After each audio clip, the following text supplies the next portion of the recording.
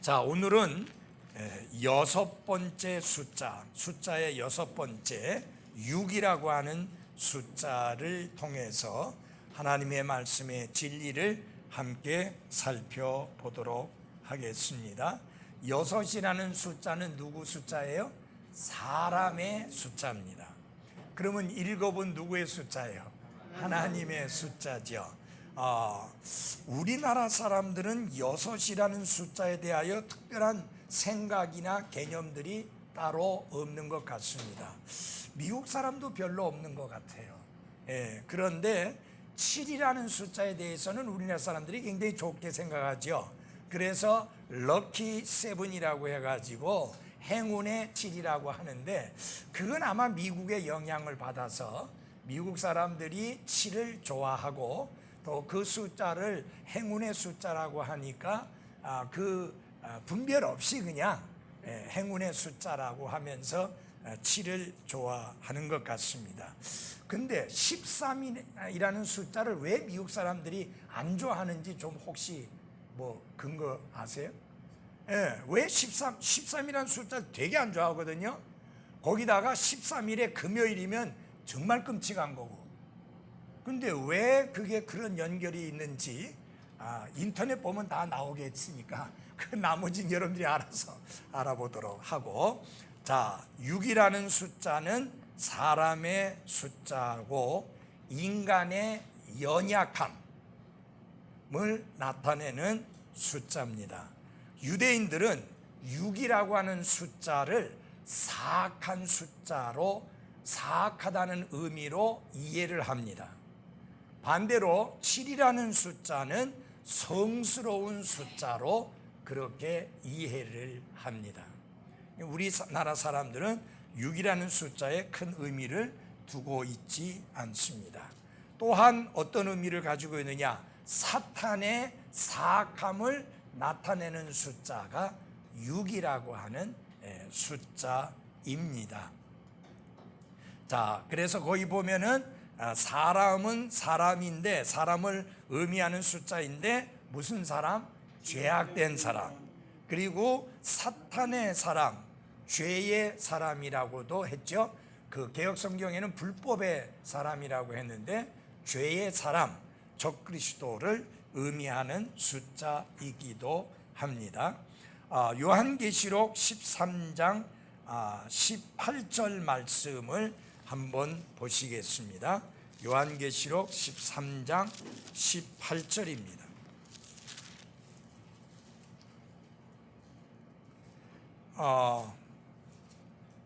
성경에서 사람과 직접적으로 연관된 단 하나의 숫자가 바로 6이라고 하는 숫자입니다.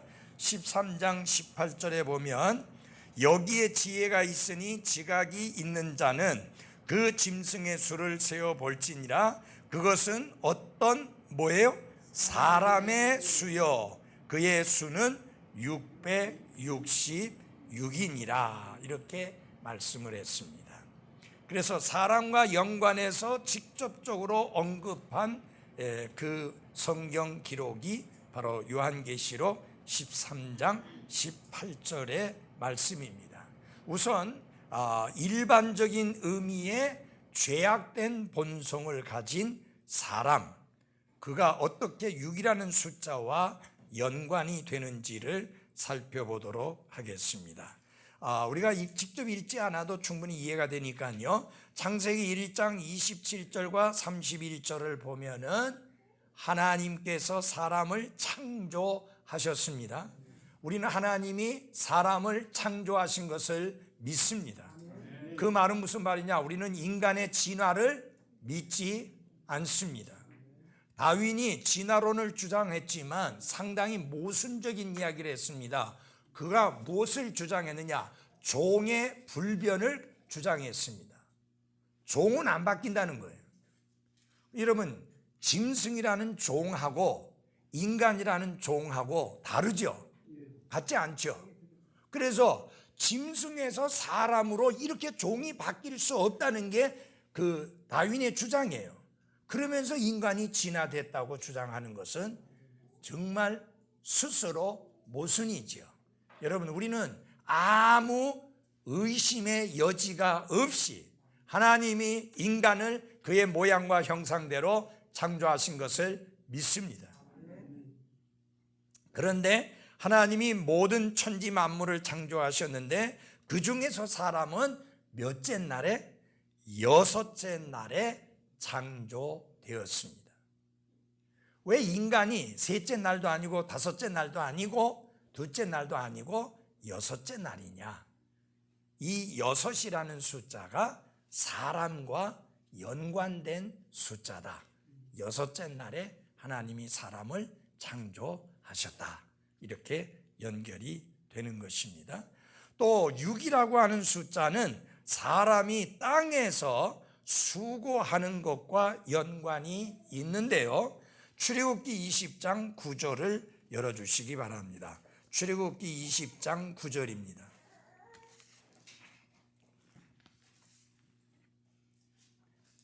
20장 9절 같이 한번 읽어보겠습니다. 시작.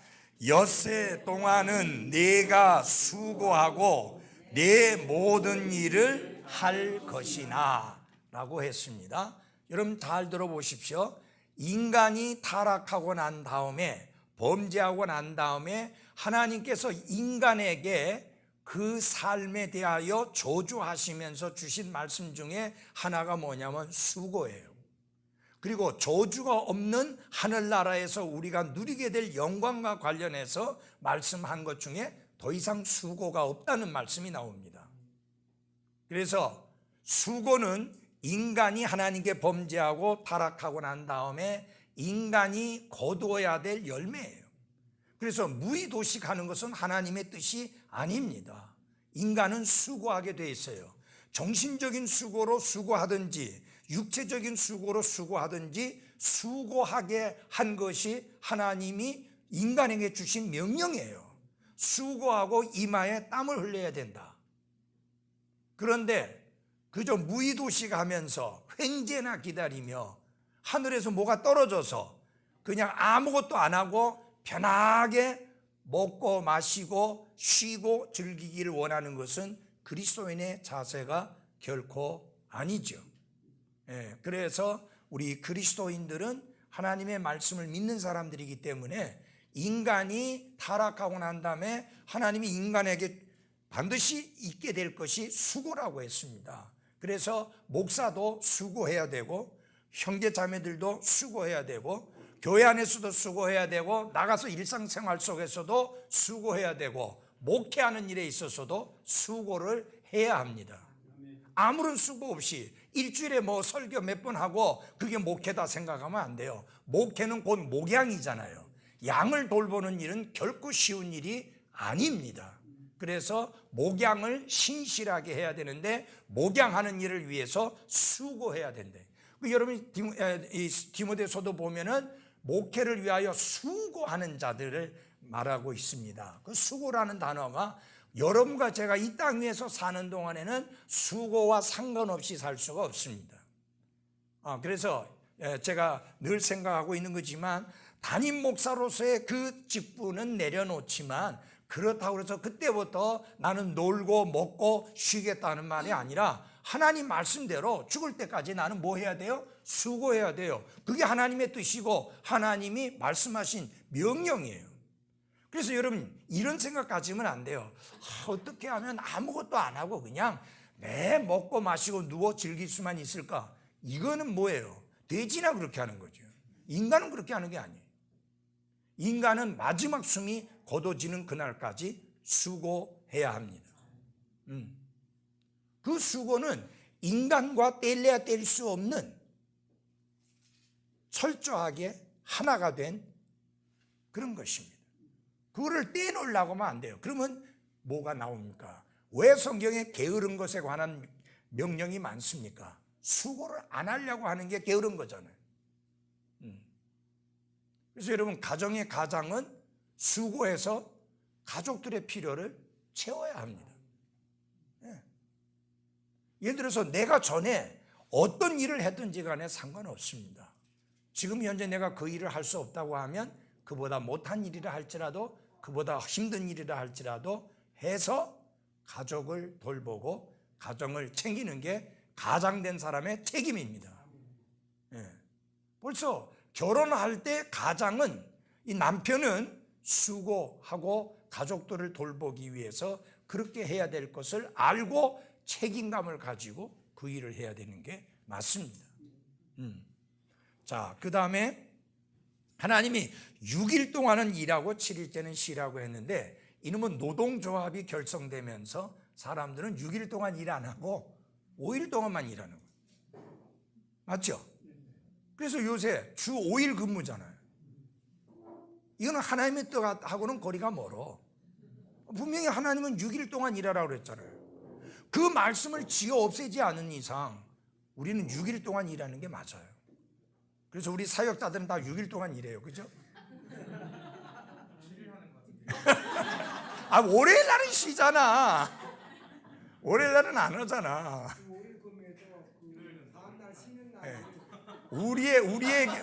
아니, 사역자들에게는 주일날이 제일 중요하고 제일 바쁜 날이죠. 제일 에너지를 쏟아부어야 될 날이죠. 예.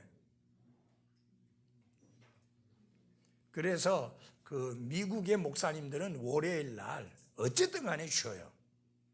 가족들하고 함께, 가족들을 위해서. 그런 가정은 평안해요. 그런데 혼자서 골프 치러 가는 가정은 그 부부지간이 별로 좋지가 않아요. 그 월요일은 그렇게 혼자서 목사가 즐겨야 될 시간이 아니고 가족들과 함께, 어린아이들이 있다면 어린아이들과 함께 또 시간을 보내면서 정말 가정을 돌아보는 그 일을 해야 되는데, 여러분 성경은 뭐라고 말했냐면 가정을 잘 돌보지 못하는 자는 목회할 자격이 없다 했어요. 왜냐하면 작은 가정을 돌보지 못하는 자가 큰 가정을 어떻게 돌볼 수 있겠느냐. 교회는 큰 가정이잖아요.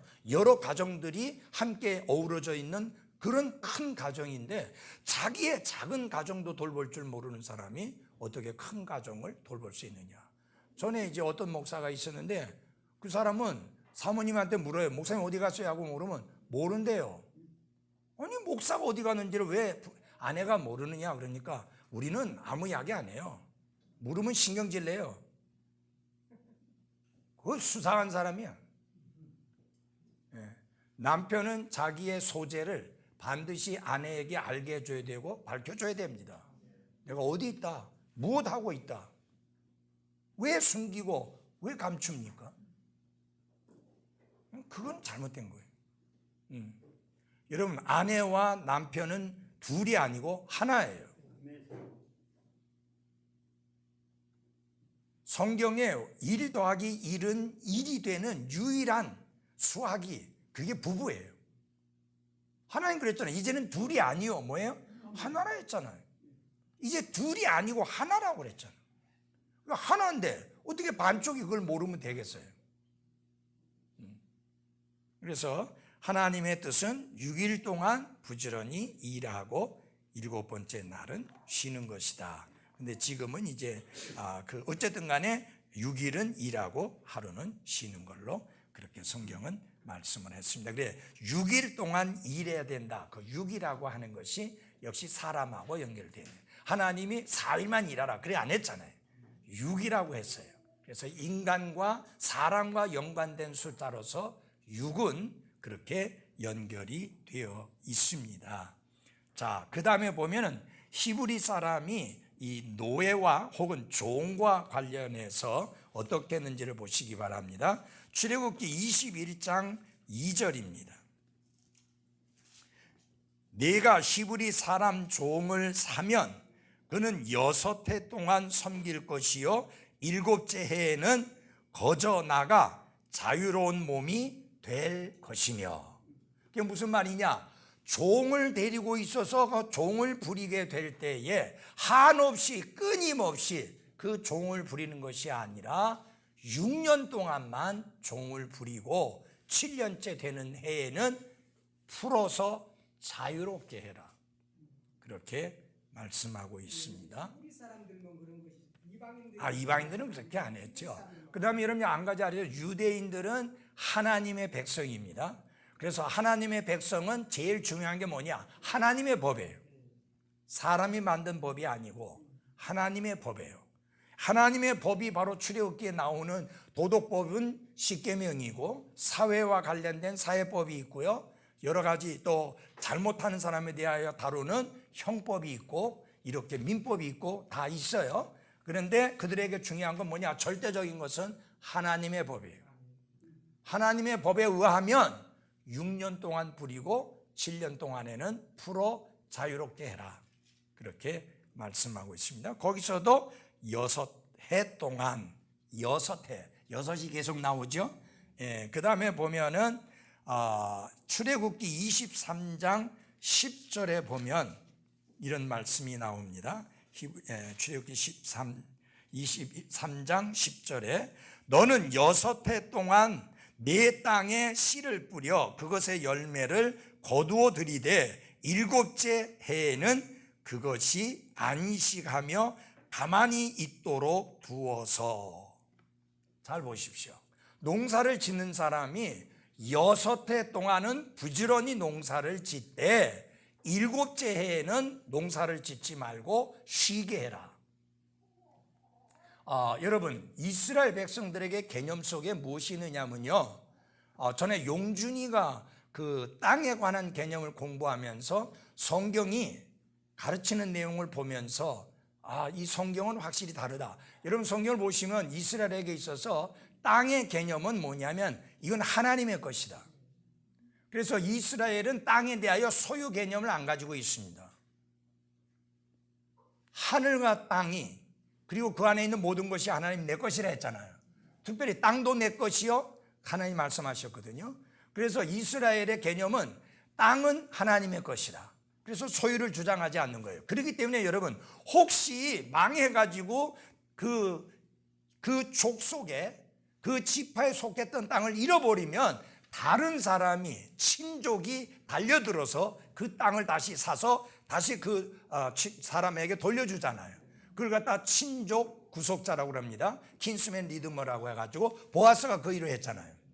왜냐하면 망해가지고 그 땅을 이제 잃어버렸었는데 친족이, 가장 가까운 친족이 보아스였기 때문에 보아스가 돈을 주고 땅을 사서 되돌려 줍니다. 이런 개념은 어느 나라 어느 민족에게도 없습니다. 이스라엘만 가능한 겁니다. 그래서 하나님은 하나님의 백성인 이스라엘에게 특이한 명령을 주셨는데 6년 동안에는 열심히 농사를 짓되 7년째 되는 해에는 농사를 짓지 말고 땅을 쉬게 해라. 그러니까 땅에게 안식년을 주라, 그 말이죠. 그게 안식년이에요. 근데 여러분 잘 보십시오. 6년 동안 농사하고 7년째 쉬고 그 다음에 8년째 농사를 하면 배 거둡니다. 왜? 한 해 동안 쉬었기 때문에 그 땅이 배로 내놓습니다. 근데 인간들은 욕심이 있어서 안 쉬는 거예요. 계속 땅을, 계속 농사 짓는 거예요. 여러분, 그렇게 되면 어떻게 돼요? 땅이 박해져요. 땅의 영양분이 다 빠져요. 그래서 이 열매가 잘 안 열려. 실제로 농고에서 제가 조금 공부했지만 같은 땅에다 수박 농사를 2년 못하게 합니다. 예. 한 번 1년 2년 했으면 3, 4년은 수박을 안 심습니다. 그러니까 그 땅은 네. 쉬어줘야 되는 거예요, 하나님이. 그래서 그 대신에 하나님은 한 해 쉰 것 대신에 그 다음에는 배로 주는 거예요. 근데 이스라엘이 이 하나님의 명령을 지켰어요, 안 지켰어요? 안 지켰습니다. 얼마나 안 지켰어요? 얼마나 오랫동안? 490년 동안 안 지켰습니다. 그러니까 7 곱하기 70이니까 490년이 흐르는 동안에 안 지켰습니다, 그것을. 땅을 쉬게 해야 되는데 쉬게 하지 않으니까 하나님이 강압적으로, 강제로 그들을 그 땅에서 쫓아내가지고 70년 동안 그 땅을 쉬게 한 거예요. 그래서 그 땅을 회복시킨 거예요. 그래서 여러분, 이스라엘 바빌론의 포로로 잡혀가서 얼마 있동안? 70년 있다가 돌아오잖아요. 70년 안식년을 안 지킨, 70번 안 지킨 그 값을 지불하는 겁니다. 그래서 여러분, 하나님은 농업에도 뛰어나시고 모든 면에 뛰어납니다. 이건 상당히 과학적인 거예요. 이거 6년 동안 농사 짓고 한 해 쉬게 만드는 거. 예. 여러분, 하나님의 백성인 이스라엘은 그렇게 했어야 됐고 해온 적도 있습니다. 그런데 이교도들은 그렇게 안 하죠. 그들은 하나님을 신뢰하는 믿음이 없으니까, 욕심만으로 똘똘 뭉쳐 있으니까 땅을 쉬게 하지 않냐고 계속 하잖아요. 우리도 요새 마찬가지, 우리나라도 마찬가지로 땅 쉬게 안 하잖아요. 대신에 어떻게 해요? 비료를 많이 주잖아요. 비료를 많이 줘가지고 어거지로 하는 거예요, 지금. 예. 지금은 목사님 쌀이 많이 생산되기 때문에 휴경이라는 제도가 있어요.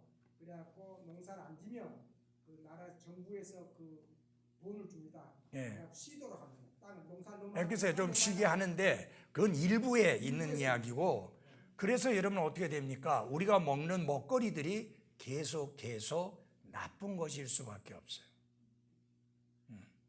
제가 그 자연 드림이라는 곳에 가서 우리 아이들 때문에 거기 가서 이제 먹거리를 사는데 거기는 엄청 비쌉니다.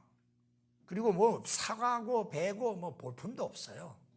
그래서 유기농이 있고 무농약이 있는 거예요. 뭐가 다르냐 하니까 유기농은 3년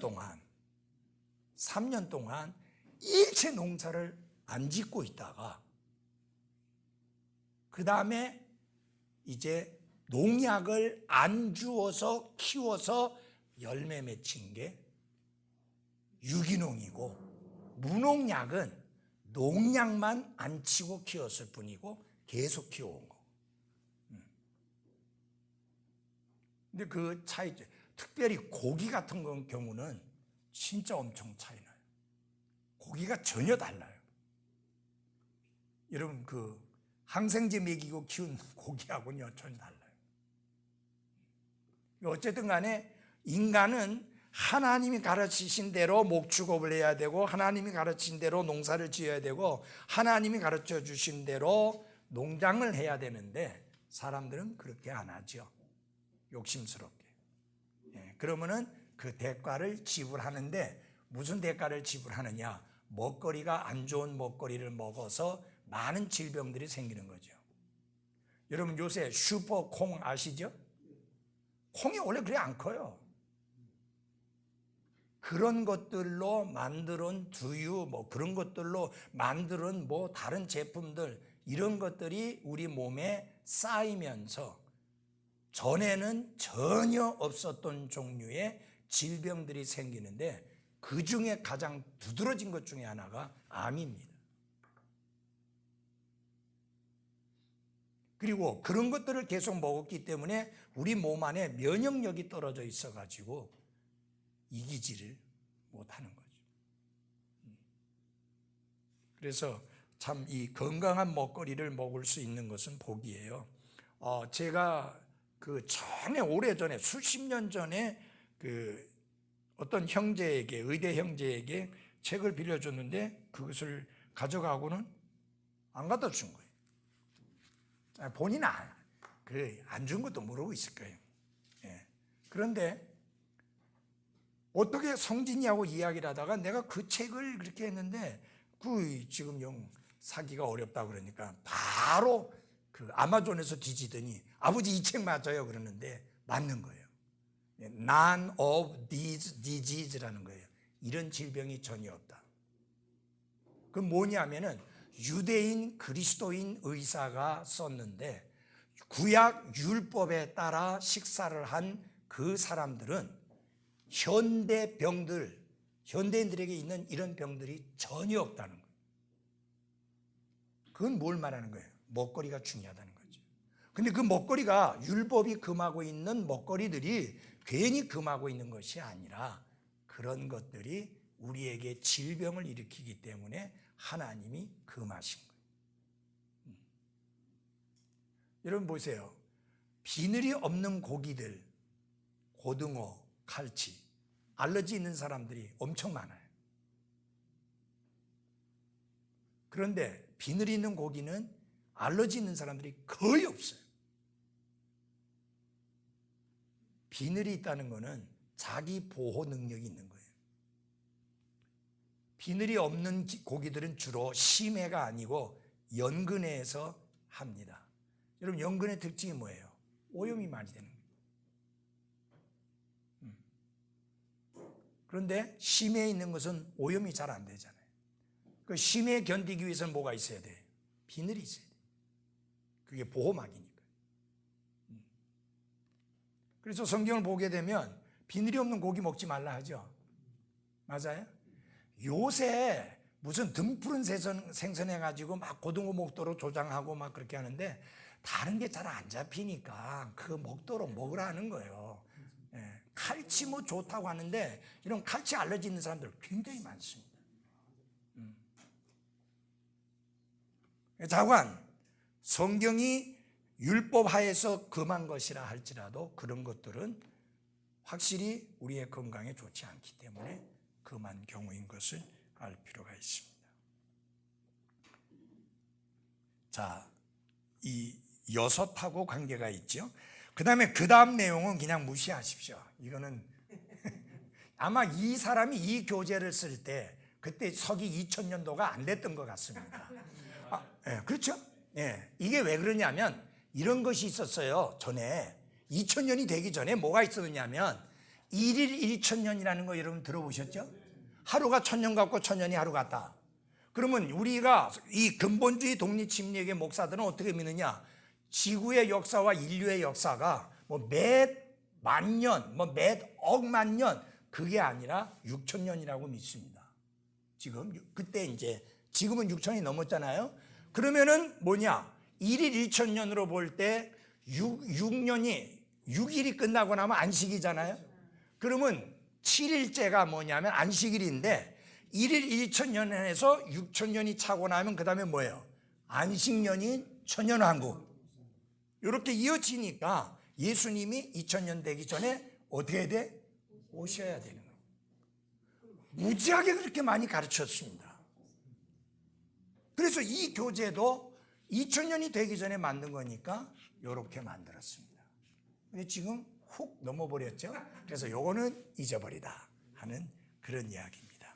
제가 가지고 있는 수비학에 관한 책에도 그렇게 적혀 있는데 뭐라고 했느냐면 The kingdom of this world are to last 6,000 years. 이 세상 왕국은 6000년만 존재한다. 그 다음에는 안식 천년인 천년왕국으로 들어간다 그 말이죠. 그러니까 결국 뭐냐면 예수님이 2000년대에 와야 되는 거예요. 1993년대 왔어요. 그럼 이제 7년 대환란을 빼면은 90년대 후반에 오든지 초반에 오든지. 근데 그 지금 BC를 말하는 게 사실은 BC 4년에 그게 정식적으로 이제 1년이라고 해요. 그러니까 또 그렇게 해버리면 또 뭐 계산이 좀 복잡해지는데 어쩐지 간에 이거는 무리한 거다. 그래서 잊어버리십시오. 아시겠죠? 로마서 3장 23절 우리 다 외우잖아요. 한번 외워볼까요? 시작. 모든 사람이 죄를 지어 하나님의 영광에 이르지 못하더니 하나님의 영광에 이르지 못했다. 못 미쳤다 그 말이죠. 그래서 어떻게 표현했냐? 산술적으로 볼 때 6은 어떤 숫자냐? 7에서 2를 뺀 숫자가 다시 말하면 7에서 하나가 모자라는 못 미치는 숫자가 6이다. 그래서 7이 영적인 완전함의 숫자라면 사람의 숫자는 완전함에 이르지 못하는 6이다. 그런데 여기서 여러분 오해하시면 안 돼요. 7에서 하나를 뺀 게 6이잖아요.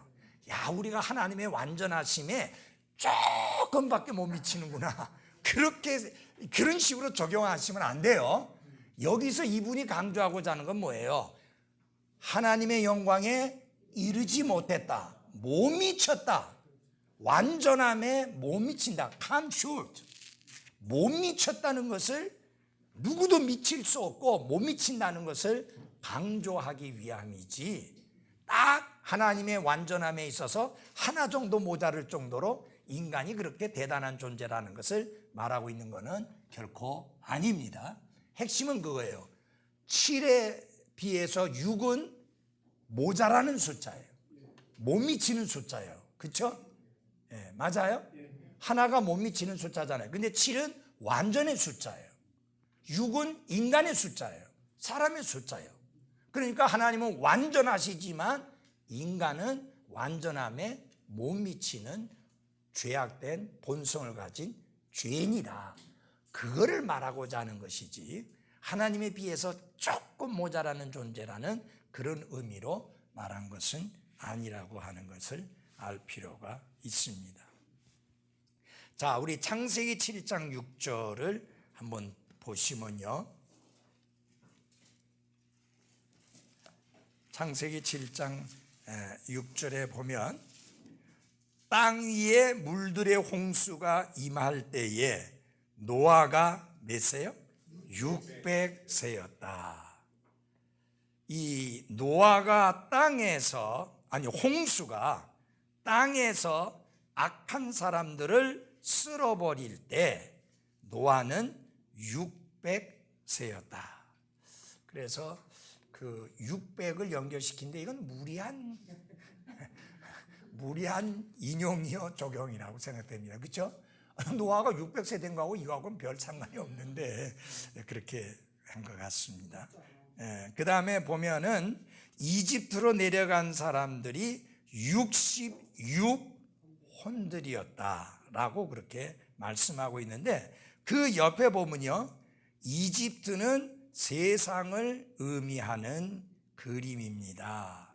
그렇게 말하는데, 이사야서 31장에 보면은 세상을 상징하는 것으로 말씀하고 있고, 창세기 13장 10절에서도 아브라함이 이집트로 내려간 것이 크게 잘못된 것임을 지적을 하고 있고, 신명기 5장 6절에서도 이집트는 세상을 상징하는 것으로 말씀을 하고 있습니다.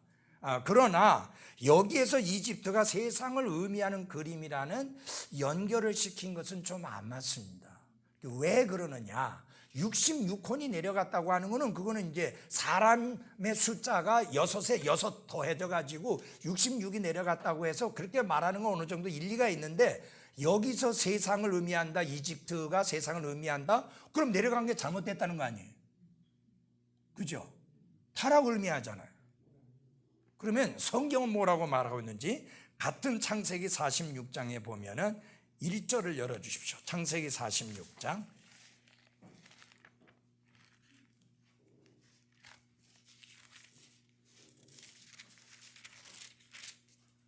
1절입니다. 이스라엘이 자기의 모든 소유를 가지고 길을 떠나 브엘세바에 이르러 자기 아버지 이삭의 하나님께 희생물을 드리니 하나님께서 밤의 환상 속에서 이스라엘에게 말씀하여 이르시되, 같이 읽겠습니다. 시작. 야곱아 야곱아 하심으로 그가 이르되 내가 여기 있나이다 하매 그분께서 이르시되 나는 하나님 곧 내 아버지의 하나님이니 이집트로 내려가기를 두려워하지 말라. 내가 거기에서 너로부터 큰 민족을 만들리라. 그러니까 멈칫멈칫하고 주저주저하고 있으니까 두려워하지 말고 내려가라. 내가 거기에서 너를 큰 민족을 이루리라. 그런데 여기에 이집트는 세상을 상징한다라고 그 내용이 나오니까 마치 이집트로 내려간 야곱과 그의 가족들이 잘못된 선택을 한 것으로 그렇게 설명이 되어지고 있습니다. 그 성경 해석학이라고 하는 헐메니틱스라고 하는 바이블 인터프리테이션이라고 하는 그 하틸이라고 하는 그 이제 신학자가 쓴 책이, 제가 신학교 다닐 때 그 성경 해석학 책으로 썼는데, 그분이 이러한 구분을 하는 중에 이 시대, 다시 말하면 족장 시대의 실패, failure, 실패가 뭐냐? 이집트로 내려간 것이다. 그렇게 해석을 했습니다. 그건 너무 모든 걸 하나로만 적용하니까 이집트는 세상을 상징한다. 이렇게 하다 보니까 그렇게 해석을 했는데 그거는 무리수다라고 생각합니다. 왜냐하면 우리는 그런 게 중요한 게 아니라 하나님이 뭐라고 말씀했느냐가 중요하잖아요. 하나님께서 내려가라. 그리고 너로 하여금 거기에서 큰 민족을 이루리라 라고 한 것입니다. 그러니까 뭐 야곱이 자기 멋대로 마음대로 내려간 게 아니고 하나님의 섭리 가운데 미리 여러분 요셉을 보내가지고 그렇게 하신 거잖아요. 그 다음에 이게 참 놀라운 사실이 있습니다. 여러분 잘 보셔야 되는 게 지금 그 야곱과 그 일행이 가가지고 이제 파로 앞에 가는데 요셉이 제안을 합니다. 아버지, 파로에게 가거든 왕 앞에 가거든 우리는 목축업을 하는 사람입니다. 이집트 사람은 목축업을 미워했습니다. 싫어했어요. 부정하게 여겼어요. 그들은 농사를 중요하게 여겼어요. 그러니까 목축업을 한다고 하면 천시 여길 거니까 그것을 감안하고 목축업을 하기에 좋은 장소를 말씀드리십시오. 그래서 한 것이 세겜이에요. 여러분 그 세겜이라는 곳이 어떤 곳인지 아세요? 이집트를 벗어날 때 가장 이집트의 변방에 다시 말하면 약속의 땅을 향해 가는데 제일 가까운 거리가 그곳이에요. 여러분 이게 예를 들어서 저 밑에 내려가 있다가 힘들잖아요 그게. 아시겠어요? 내 말 이해해요? 네. 바로 거기에도 하나님의 섭리가 있었던 것입니다. 자, 그 다음 보겠습니다. 사람을 죽인 자를 위해 도피성이라고 개혁성경은 그렇게 했죠. 도피도시입니다. 도피도시를 설정을 하는데 민수기 35장 6절에 보면은 몇 개예요? 6개입니다. 그래서 강 2편에 강 건너기 전에 3개, 강 건너고 나서 3개, 이렇게 6개가 도피도시로 설정이 되어졌습니다. 이 도피도시를 보면은 누가 그리로 도피할 수 있었느냐? 의도적으로 사람을 찔러 죽이거나 칼로 찔러 죽이거나 혹은 이제 도끼로 쳐서 죽였으면 그런 사람은 살지 못해요. 죽이라 했어요. 그런 거 말고 실수로 알지 못하는 사이에 그렇게 해서 다른 사람이 죽으면 가족이 그때 당시는 이게 주로 바로 이 복수를 했거든요. 법보다 복수가 더 앞섰거든요. 그렇게 해서 복수를 하려고 하는 자가 달려들 텐데 그러면 그 사람이 피하도록 재판을 받을 때까지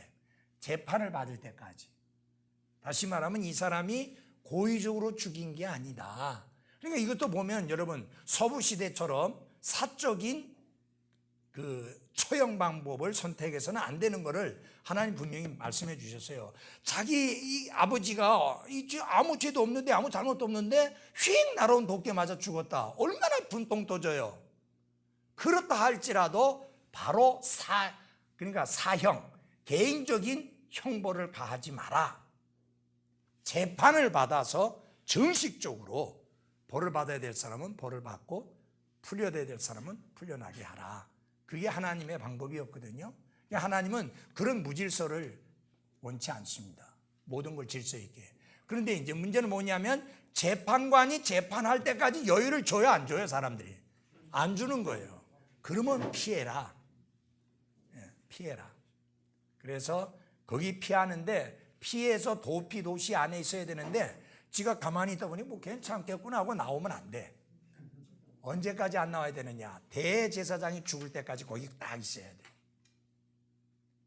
대제사장이 죽고 나면 나올 수 있어. 근데 예수님이 우리의 도피성이 되시고 도피도시가 되는데 그분은 영원히 죽지 아니하시는 분이니까 우리가 영원히 안전한 것입니다. 여러분들이 그걸 보시면은 그게 평지에 있었어요. 평지에 있어야 빨리 피할 수 있잖아요. 그래서 구원의 길이 쉽다 그 이야기죠. 그 다음에 모든 사람이 쉽게 볼 수 있었어요. 그 도시, 거기를 모든 사람이 쉽게 볼 수 있었어요. 그래서 구원은 모든 사람을 위하여 베풀었고 누구든지 구원받기를 원하는 자는 구원받을 수 있도록 하나님이 예비하신 것이 예수 그리스도 안에 있는 구원입니다. 그런 내용들이 여러 가지 있는데 그 영적 의미를 뭐 이 시간에 다 알 수는 없고 한두 가지만 소개를 해 드린 것입니다. 자, 거기에도 6개. 그래서 사람과 관련해서는 6이라는 숫자가 많이 사용되어진 것을 볼 수 있죠. 그래서 6이라는 숫자가 사람의 숫자라는 거 어느 정도 이해가 됩니까? 예. 그러니까 하나님이 뭐 보통 보면 하나님이 하시는 거 보면 7개 해라 뭐 그거 많이 하는데 6개는 역시 사람의 죄악된 인간이 범죄해서 그 생명을 건질 수 있도록 하는 연관성이 있는 거 볼 때 사람과 연관성을 지켜봤을 때 6이라고 하는 것이 그렇게 연결되어 있습니다. 자, 그 다음에 보면은요, 적그리스도의 수는 몇이라고요? 666이다 라고 그렇게 합니다. 자, 요한계시록에서 사탄의 삼위일체가 나오는데 한번 보겠습니다. 요한계시록 12장 요한계시록 12장 3절입니다. 거기 보면은 누가 나오느냐 하면요, 그런 말씀이 나옵니다.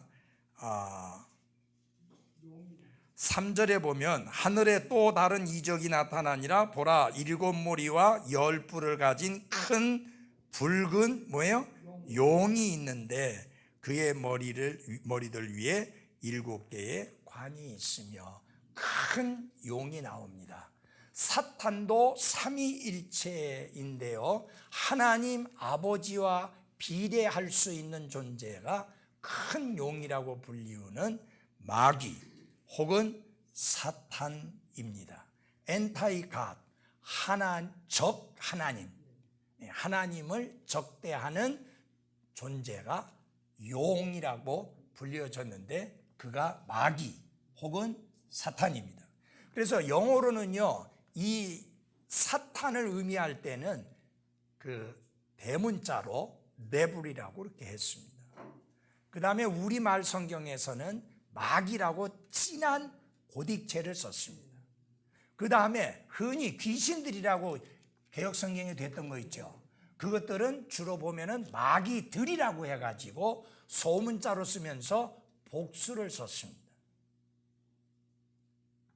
그 다음에 더러운 귀신이라 할 때는 unclean spirit이기 때문에 더러운 영이라 그렇게 했지, 귀신이라고 하는 것은 전혀 없습니다. 여러분, 귀신이라는 존재 자체가 없습니다. 그것은 이 미신에 아주 쩌들어 있는 사람들이 만들어낸 그런 것들이지 존재지 그런 게 없습니다. 자, 그 다음에 보면 용이고, 그 다음에 보면은 13장 1절에서 8절까지 있는 말씀을 보면 뭐가 나오냐면 바다에서 나오는 짐승이 나옵니다. 짐승이 나오는데 어디서 나왔어요? 바다에서부터 나왔다 했습니다. 그 바다에서부터 나오는 짐승, 그것은 적 그리스도를 말합니다.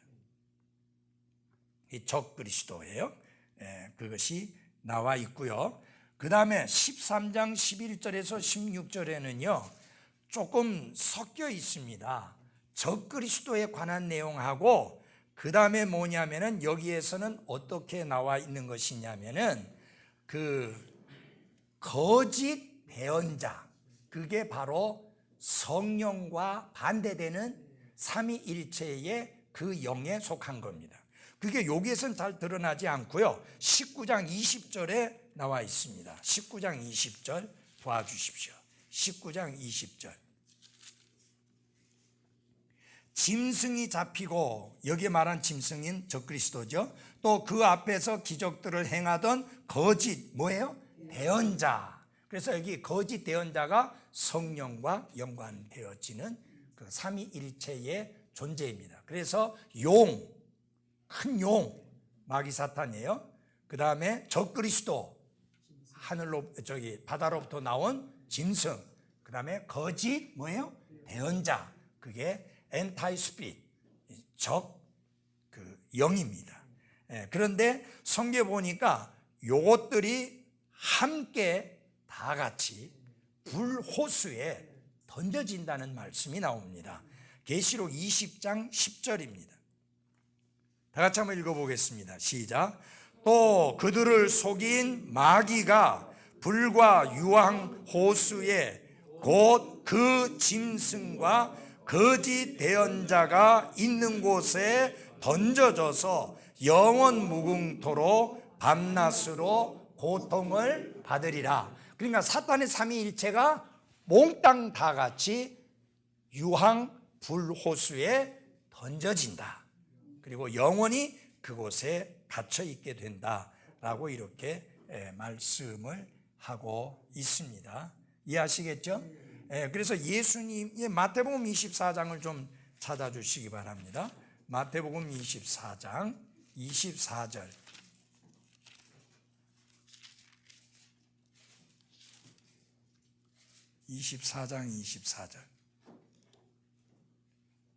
거기도 보면 이런 말씀이 있습니다. 거짓 그리스도들과, 그게 적그리스도잖아요, 그렇죠? 거짓 대언자들이 일어난다. 그래서 적그리스도와 거짓 대언자가 함께 예수님의 예언 속에 함께 들어가 있는 것을 볼 수 있습니다. 그래서 엔타이 갓, 하나님을 적대하는 자가 마귀 혹은 사탄이고요. 엔타이 크라이스트, 그리스도, 적 그리스도가 바로 바다로부터 올라온 짐승으로 적 그리스도로 나와 있고요. 그 다음에 엔타이 스피릿, 그 성령을 적대하는 그 영이 거짓 대언자로 그렇게 나와 있습니다. 그 다음에 요한계시록 13장 17절에 의하면 적그리스도와 관련된 세 가지 사실이 나타나는데 아주 큰 의미가 있습니다. 한번 찾아보겠습니다. 요한계시록 13장 17절 같이 읽어보겠습니다. 시작. 그 표나 그 짐승의 이름이나 그의 이름의 수를 가진 자 외에는 아무도 사거나 팔지 못하게 하더라. 제가 1978년도에 처음 미국에 갔는데 다른 분과 함께 소위 말하면 마트를 갔는데 뭐 물건을 사더니 이상한 플라스틱 카드를 하나 주는 거예요. 그 점원에게. 이거 그 사람이 뭐 이래 하는 것 같더니 물건을 그냥 주는 거예요. 돈도 하나도 안 줬는데. 그래서 너무 궁금해가지고 희한하잖아요 그게. 아유 없었지 78년도에. 그래 희한해가지고 아니 그러면 그 플라스틱 그 조그만 카드가 뭔데 그걸 주니까 그냥 물건을 주냐 돈도 안 주고. 신기했잖아요. 그랬더니 크레딧 카드라 하는 거예요. 신용카드라고. 그 신용카드가 뭐냐? 아니 뭔데 그걸 주니까 그래 막 돈을 그 물건을 막 내주느냐? 돈도 안 받고. 이게 사실은 외상이다. 외상이잖아요. 크레딧 카드를 사는 게. 신용카드를 사는 게 외상으로 사는 거잖아요. 요게 다음 달에 내 은행 계좌에서 떨어져 나간다고 그러더라고요. 신기하다 하고 한국에 와서 얼마 안 됐는데 그런 것들이 다니기 시작해서 우리는 도깨비 방망이라고 불렀잖아요. 예. 그때는 아무도 안 내줬으니까. 이제 내기 힘들었죠. 그때 굉장히 까다로웠습니다. 신용카드 내기 엄청 까다로웠어요. 웬만한 사람 잘 못 냈어요. 못 냈습니다. 예. 그리고 목사도 잘 안 내줬어요. 왜냐면 목사는 왜 안 내느냐면은 수입 증빙이 서류가 없잖아요. 그래가지고 그때 이제 참 힘들었는데 마침 그때 농협에 근무하던 자매들이 있어가지고 그 자매들 덕분에 이제 그 신용카드를 했던 적이 있습니다. 그래서 제가 계시록 말씀이 퍼뜩 생각난 거예요. 현금을 주지 않고도 물건을 사고 팔고 하는 게 가능하구나. 근데 여러분 이때 물물교환 시대잖아요 사실은. 이때는 그래도 화폐가 좀 있었어요. 이 요한계시록이 기록될 때는 화폐가 있었어요. 그러니까 화폐가 있는데 왜 돈을 주고 돈이 있는데도 못 사느냐. 이해가 안 되잖아요 여러분. 맞아요? 그런데 지금은 점점 어디로 가고 있느냐. 캐시레스 소사이어티, 현금 무용 사회로 가고 있습니다. 그죠? 예를 들어서 공영주차장에서 돈 주면 돈 안 받아. 오직 카드여야만 돼. 어떤 경우는 아예 사람도 없어. 사람도 없어요. 그리고 공영 주차장 아니라도 한 번씩 어떤 건물에 들어가 보면요, 이제 들어갈 때 뭐 차량 번호 몇 번이 들어왔다고 딱 뜨잖아요. 들어갔다 나올 때 사람이 없어요. 번호 안 누르면 안 올라갑니다. 예. 이게 그러면은 내가 카드로 집어넣어서 계산을 해야지 요놈이 올라가는 거예요. 예. 그러니까 이게 나이 든 노인네들이 점점 제약을 많이 받는 거예요. 뭐 그런 거 일일이 뭐 모르는 노인들이 많이 있잖아요. 힘들잖아요. 그래서 현금이 없이. 그럼 여러분 잘 보십시오. 지금은 카드 안에다 였는데 젊은 사람들은 그 카드도 안 들고 다녀요. 저는 휴대폰 저거 하나 들고 다 결제하고 다 하는 거예요. 그러면 저 안에 그 모든 정보가 다 들어가 있다는 거 아니에요? 그러면 이걸 갖다가 어디다가 담느냐? 이마에다 담는 거예요. 이마에. 그래서 이마를 스캔하면 되는데, 이마에 스캔해도 정보가 안 들어가 있으니까, 안 나오니까 사지도 못해, 팔지도 못해. 여러분, 참 이 하나님이 얼마나 첨단의 하나님이시냐. 인간이 상상도 못하는 2000년 전에 현금이 아무런 의미도 없고 쓸 수도 없는 상황이 올 것이라고 하는 것을 벌써 수천 년 전에 현금이 쓰여지고 있던 그 당시에 하나님이 그렇게 요한에게 말씀하신 거예요. 예. 놀랍잖아요. 예. 그래서 그 이마에 그 짐승에 뭐예요? 그 세 가지가 나오죠. 그 짐승에 뭐가 나와요? 표예요. 지울 수 없는 절대 못 지워요. 여기 새겨놓으면. 그 다음에 눈에 보이는 표식이에요. 그러니까 7년 대환란 때도 구원받는 사람이 있습니다. 없는 게 아니라 있어요. 그러나 여러분, 이들이 그들의 신앙을 지키기 위해서는 생명을 내놔야 돼요. 왜? 이거 받기를 거절해야 되잖아요.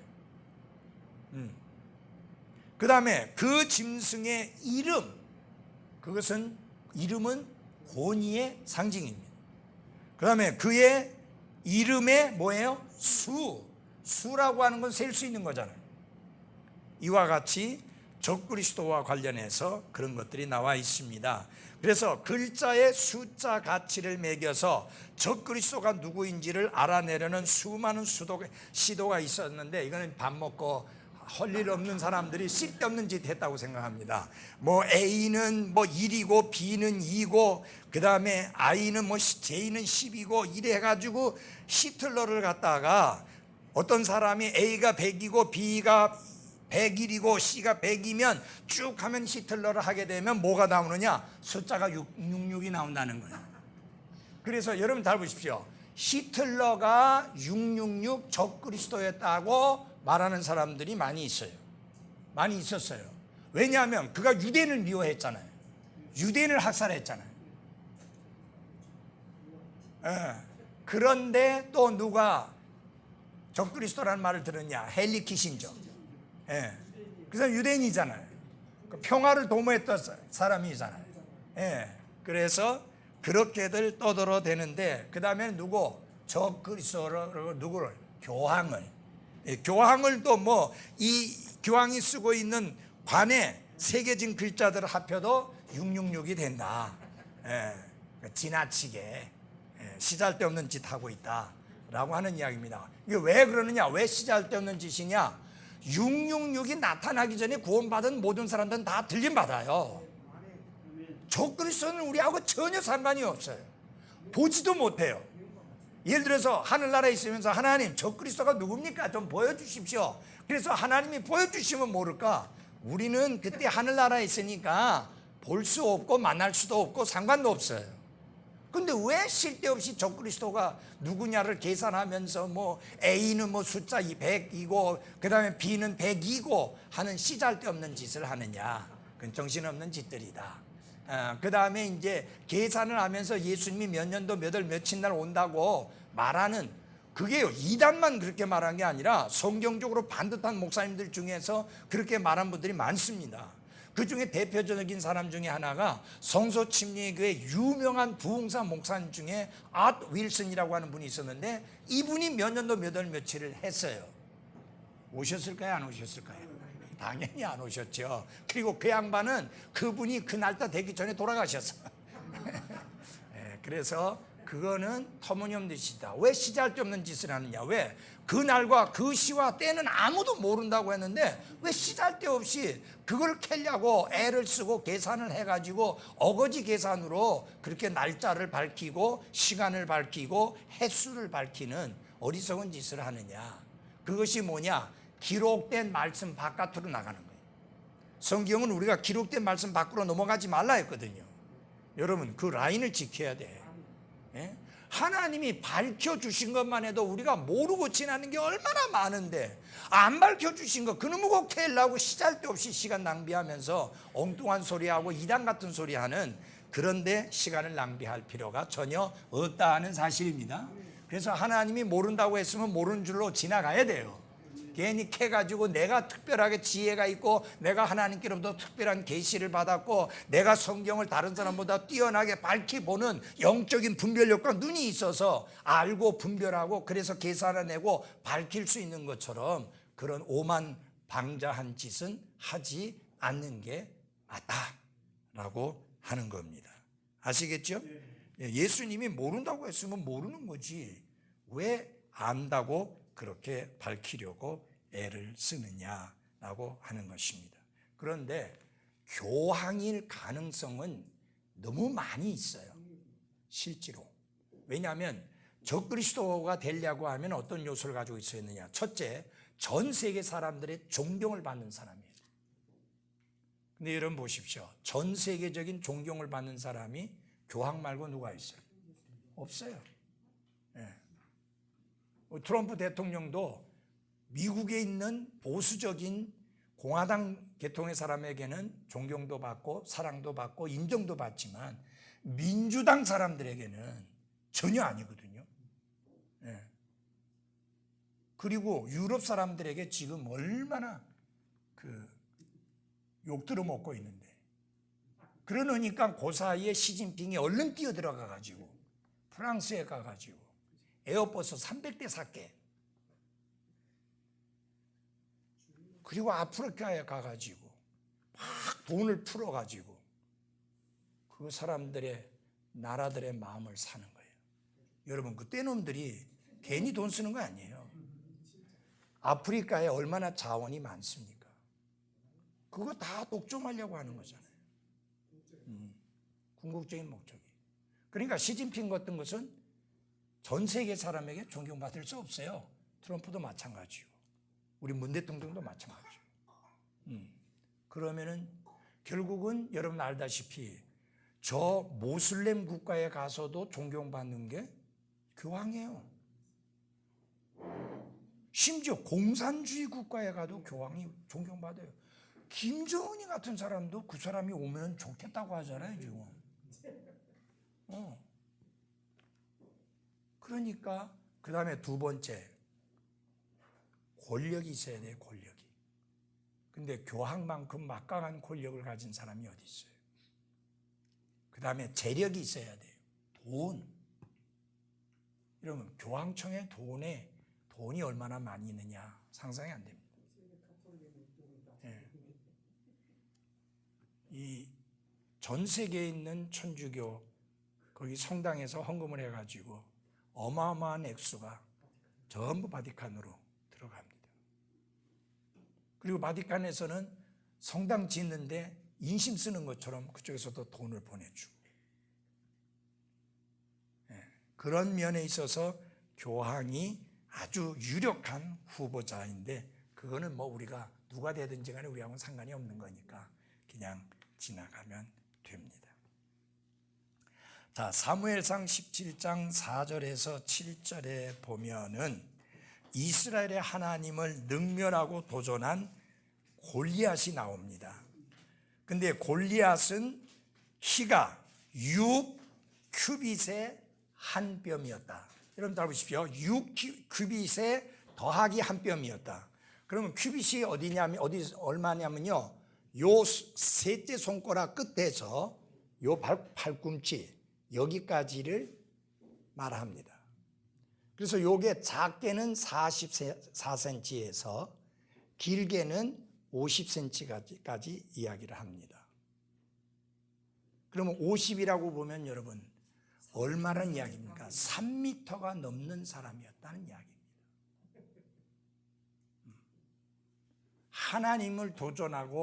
하나님께 도전하고 하나님을 능멸하는 말을 했던 그 골리앗은 6규빗의 한 뼘이었다. 3m가 넘는 자였다는 이야기입니다. 2m 한 뼘이 아니 40 제일 작게 잡아서 44로 하거든요. 근데 보통은 일반적으로 50으로 계산합니다. 그러니까 5, 6, 30에 3m에다가 요거서 여기까지 한 뼘이면 요거 15cm 되잖아요. 예, 요 15cm 되거든요. 최소한. 그러면은 3m 15cm나 나가는 자였다라는 자. 어마어마한 거죠. 예. 그다음에 창 촉의 무게가 창이 있으면 끝에 촉이 달려 있잖아요.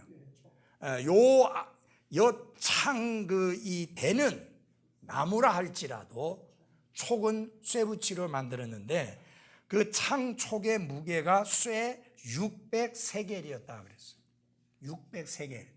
그럼 세겔은 뭐냐면은 구약 시대에는 그게 무게였습니다. 무게인데 그 무게가 얼마나 나가는 것이냐?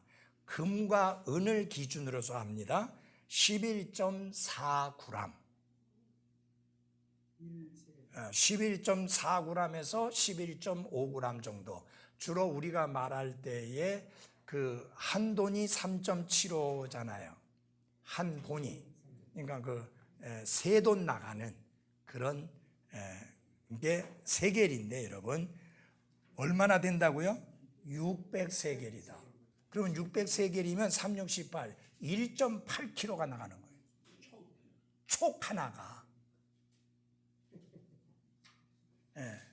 그러니 얼마나 그 힘이 센 장수였는가를 볼 수가 있는데요. 요게 세겔의 단위가 성전에서 쓸 때는 세겔을 말할 때는 일반 세겔에다가 5분의 1을 더 붙여야 무게가 통하는 세겔입니다. 세겔이 세 가지 종류가 있는데 성전 세겔이 있고 그 다음에 일반 세겔이 있습니다. 그 다음에 왕실 세겔이 있습니다. 왕한테 그 금을 갖다 주세요. 예, 이 왕실 세겔은 일반 세겔의 2배입니다. 무게가. 예, 그런 식으로 그렇게 했습니다. 그래서 참 대단하게 힘이 셌던 그런 사람이었고요. 그 다음에 보면은 이 골리앗의 아들들이 그렇죠? 아들이 있었는데 어떤 아들이 있었느냐? 손마다 무엇이? 손가락이 6개고 발마다 발가락이 6개인 아들이 있었다. 막 6이 널브러진 아들이 있었다. 그렇죠? 아니 보세요. 손가락 이쪽도 6개, 이쪽도 6개, 발가락도 이쪽도 6개, 이쪽도 6개. 6이 널브러진. 4, 6이 24, 24개인데 중요한 건 24가 중요한 게 아니라 6이 4개나 있었다라고 하는 것이 중요한 겁니다. 그 다음에 숫자 6은 솔로몬의 통치와도 관련이 있습니다 했는데 한번 보겠습니다. 역대하 9장 13절입니다. 역대하 9장 13절.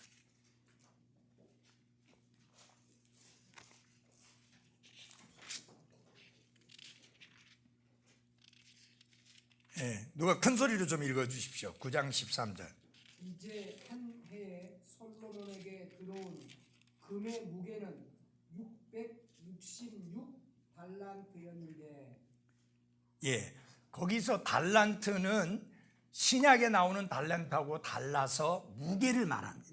그것도 거기 해필이면 왜 666달란트가 나왔는지 그 다음에 무슨 계단이 뭐 6개가 있었다.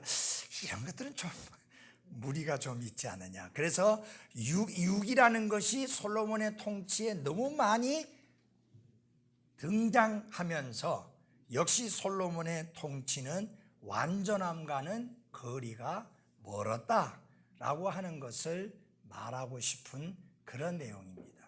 네. 만약에 하나님이 하신 일을 한다면 7이라는 숫자가 많이 등장하는데 인간이 한 업적과 관련해서는 6이라는 숫자가 많이 등장을 합니다. 한번 거기 15절도 볼까요? 역대하 9장 15절에 보면은 솔로몬 왕이 두들긴 금으로 금방패 200개를 만들었는데 방패 하나에 두들긴 금 600 뭐예요? 세겔이 들어갔다. 그래서 왜 하필이면 700세겔 아니고 500세겔 아니고 600세겔이냐? 그래서 이 솔로몬의 통치와 연결된데 6이라는 숫자가 자주 등장함은 그의 통치가 온전하고 완전한 통치가 되지 못함의 의미다라고 그렇게 이해를 하는 것입니다. 그래서 뭐 계단이 있는데 그 계단이 6계단이 있었다. 뭐 이런 식으로 그렇게 되어지고 있습니다. 자, 그 다음에 보면은 그 왕가의 씨를 파멸시키려고 시도했던 사악한 누구예요? 아달랴는 6년 동안 통치했다.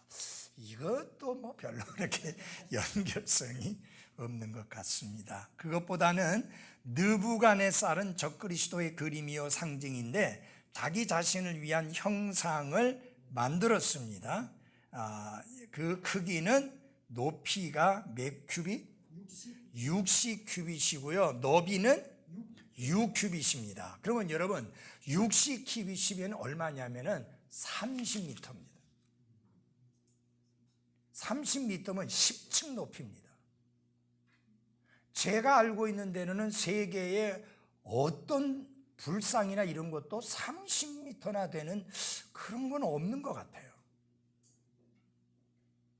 우리나라에 굉장히 높은 불상이 저 대전에 있는 것 같고, 그건 그렇게 없어요. 예, 저기 대전에 그 무슨 사? 803에 있는 것보다 더 큰 것 같던데 대전에 있는 게. 어쨌든 간에 아무리 커도 30m는 안 되거든요. 10층 높이라니까. 그렇게 높은 건 잘 없어요. 그리고 엄청나게 큰 형상을 만들었습니다. 너비도 그 여기에서 보면 6이라는 게 계속 나오잖아요. 그래서 죄의 사람인 마귀, 그 마귀의 사악함의 증표로 6이라는 숫자가 반복되어지고 있는 이 적그리스도의 상징인데 그 상을 만들 때 여러분 왜 5m가 아니고 그렇죠? 왜 50큐빗이 아니고 60큐빗이고 왜 그 폭도 5큐빗이 아니고 6큐빗이고 이런 것은 그 사탄의 특성과 연결된 죄의 사람 그 다음에 아까 말한 대로 이 사탄의 사람의 특징을 드러내 보여준다는 의미에서 6이라는 것이 나오고 있습니다. 666이라는 숫자가 성경에 3번 등장합니다.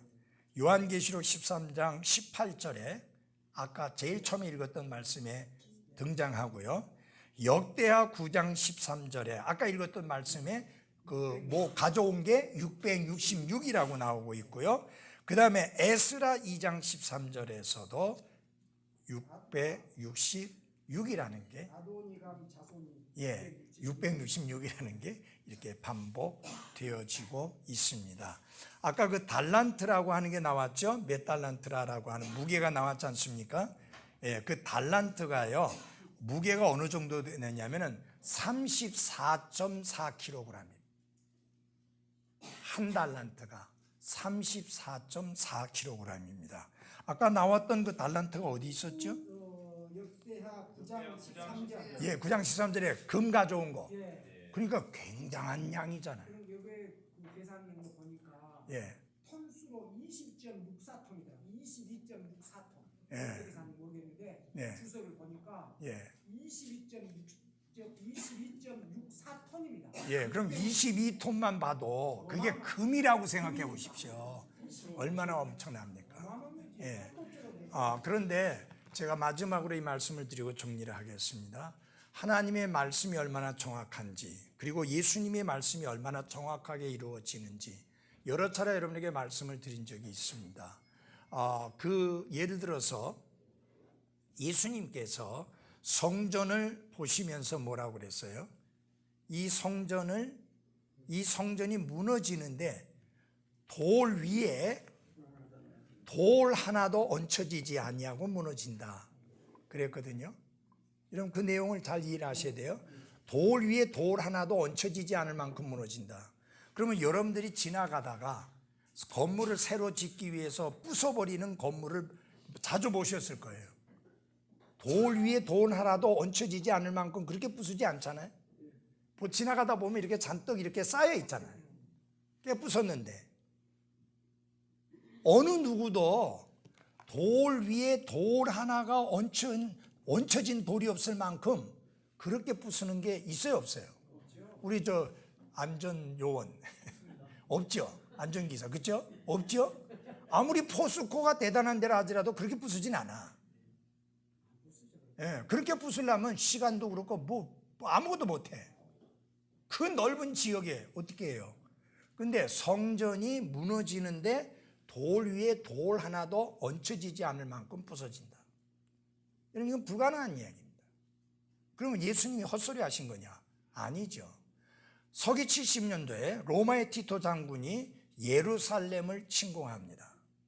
처음에 와서 포위를 해가지고 아무것도 안 하고 가만히 있습니다. 왜 그러느냐? 예루살렘 도시 안에 필요로 하는 모든 것들은 예루살렘 성 바깥에서 공급이 되어졌습니다. 그러니까 뭐예요? 공급로를 차단시켜버린 거예요. 그러니까 안에서 자중질환이 일어나서 서로 죽이고 죽는, 그리고 굶어 죽는 그런 일들이 일어납니다. 그래서 완전히 기력을 다 잃어버렸을 때 치고 들어가면서 모든 건물에 불을 지르게 했는데 성전만큼은 불을 지르지 마라 라고 티토 장군이 명령을 내렸는데 그 명령을 못 들었던, 전달을 못 받았던 병사가 하나 있었습니다. 이 로마 병사가 성전에도 불을 지르고 말았습니다. 여러분이 알다시피 성전에는 그 벽을 금으로 발라놨습니다. 엄청난 양의 금이 들어갔습니다. 불을 질러 놓으니까 이게 불이 붙으니까 어떻게 됩니까? 금이 녹아내려 가지고 돌 사이사이로 파고 들어가 버린 거예요. 그래서 티토 장군이 명령을 내립니다. 그것을 하나하나 다 뜯어서 로마로 가지고 가라. 그래서 돌 위에 돌 하나도 남지 않게 완벽하게 그게 무너지는 겁니다. 제가 예루살렘에 갔을 때 성전이 있던 자리를 보았는데 성전에 보통 파르테논 신전이라든지 다른 신전 같은 것들은 옆에가 다 깨지고 부서졌어도 기둥은 그래도 있어요. 그죠? 여러분들이 사진 같은 거 보시면 보잖아요. 예, 그리스에 갔을 때도 다 그렇게 있었어요. 그런데 예루살렘 성전은 아무것도 없어요. 위에는 아무것도 없어요. 문자 그대로 남아있는 게 하나도 없어요. 왜? 다 뜯어갔기 때문에. 남아있는 게 뭐냐? 기초만 남아있어요.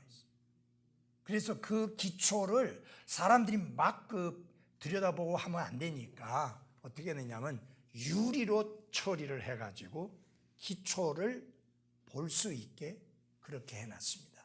지금 통곡의 벽이라고 하는 건 성전 벽이 아니에요. 예루살렘 성벽이에요. 그거는 성전 벽이 아닙니다. 그래서 문자 그대로 그 말씀이 그대로 성취되게 된 것입니다. 하나님 말씀은 살아있습니다. 그 말씀은 문자 그대로 완벽하게 이루어집니다. 여러분 그 이스라엘이 최후까지 저항하다가 도저히 안 돼가지고 결국은 다 자결하고 끝난 데가 있죠. 마사다. 예? 마사다라는 거 들어보셨죠? 제가 거기를 올라가 봤습니다. 어떻게 해서 로마 군대가 이겼는가? 거기는요, 천혜의 요새입니다. 그 위에서 화살 쏘면 아무도 못 알라, 아무도 못 한대. 이런 완전히 깎아진 절벽이에요. 그러니까 뭐 타고 올라가고 할 방법 없어요. 그런데 로마 군대가 계속 치다가 로마 군대에 아주 명장이 하나 있었어요. 이거는 밑에서 공격해갖고는 도저히 안 되는 거예요. 어떻게 했는지 알아요? 그 마사다 이것처럼 똑같이 그걸 쌓은 거예요. 말하자면 뭐라고 할까 이게? 성같이 쌓은 거예요. 똑같이. 그래가지고 이제 위에서 공격을 하니까 들어가니까 그러니까 거기에 지도자가 도저히 이길 수 없다라고 생각하고 살아남을 길이 없다라고 생각해서 어떻게 하느냐면 서로 죽이게 합니다. 로마 군인에 의해서 죽는 것보다 그래서 서로 죽이는 거예요. 그러면 최후에 하나 남을 거 아니에요. 누군가는 남을 거 아니에요. 그 사람은 어떻게 죽었는가? 자결했는가? 그래서 거기 미스터리가 많더라고요. 시체가 널브러져 있어야 되는데 시체가 없는 거예요. 그래서 정말 이해할 수 없는 요소들이 있더라고요. 그래서 이스라엘 사람들은 역시 하나님이 택하신 백성이기 때문에 독특한 면들이 많이 있다는 것을 느꼈습니다. 여러분도 하나님이 기회 허락해 주신다면 이스라엘 땅을 한번 보고 오시면 참 좋겠다라는 생각이 듭니다. 여러분이 갈릴리 호수를 생각하면서 갑자기 그 돌풍이 불어가지고 그 제자들도 감당을 못 하잖아요. 그죠? 어부 출신인데 우리의 죽게 된 것을 안 돌아보시느냐고 하잖아요. 거기서 내 고기 잡으면서 갈릴리 호수에 가면요 베드로 고기라는 게 있어요. 맛 진짜 없어요. 비싸긴 한데 맛은 하나도 없어요. 그 갈릴리 호수에서 잡은 거예요. 예. 고기는 커요. 근데 진짜 맛없어요. 근데 그게 뭐냐면은 왜 그 갑자기 돌풍이 부는가? 예루살렘은 고지대예요. 그 위쪽으로. 사해는 저지대인데 마이너스 400이에요. 여기에서 어마어마한 더운 바람이 일어나요. 이게 쭉 골처럼 타고 올라와서 찬바람을 만나게 되면 완전히 돌풍이 일어나는 거예요. 예루살렘에서는요 바람이 얼마나 부는지 모자 그냥 확 날아가 버려요. 이거 안 붙들면 그냥 날아가 버려요. 사람이 버텨 서기가 쉽지 않아요. 한 번씩. 예. 그거를 경험했어요 제가. 진짜 바람 세더라고. 그래서 정말 이스라엘은 특이한 곳이다라는 게 생각납니다. 우리 부목사님도 나이가 더 많아지기 전에 제가 보니까 제가 좀 나이가 좀 너무 들어서 갔다 싶어요. 좀 젊어서 갔으면 좋을 뻔했겠다. 그리고 제가 갔다 온 것은 너무 좁은 지역밖에 못 봐서 우리 부목사님은 좀 덩치도 있고 그러니까 누가 잘 못 건드릴 테니까 그 이스라엘에 가가지고 렌터카를 해가지고 그냥 자유여행으로 아니 갔다 오면 성경을 더 깊이 있게 설교하는 거예요. 가라고만 하지 말고 돈을 모아서 드리면서 가라고 그래야지. 기도하겠습니다.